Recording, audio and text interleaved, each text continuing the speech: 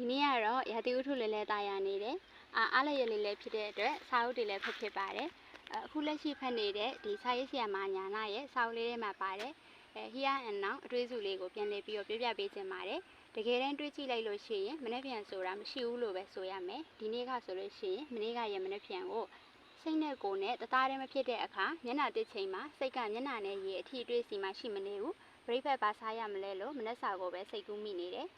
ကော်ဖီတောက်တဲ့စိတ်ကကော်ဖီခွက်မှရှိမနေဘူးလှုပ်ရှားရှိတဲ့ကိစ္စတွေအကြောင်းကိုပဲတွေးနေမိတယ်အဲ့တော့ယခုလက်ရှိတောက်နေတဲ့ကော်ဖီရဲ့အရသာလေးဘယ်ပြောက်သွားလို့ပြောင်းမှမသိဘူးထမင်းစားနေရင်လည်းစိတ်ညစ်စရာတွေတွေးမိတယ်ပါဇက်တဲ့ဘာဝါလို့ဝါနေမှန်းတော့မသိတော့ဘူးဒီလိုနဲ့စိတ်နဲ့ကိုယ်နဲ့တသားတည်းမဖြစ်တဲ့အခါမှာဆိုလို့ရှိရင်စိတ်ရဲ့ပြန့်လွင့်ခြင်းတမျိုးပဲဖြစ်ပါတယ်စိတ်ပြန့်လွင့်နေလို့ရှိရင်လူက fresh မဖြစ်တော့ဘူးလန်းလန်းဆန်းဆန်းရှိမနေဘူး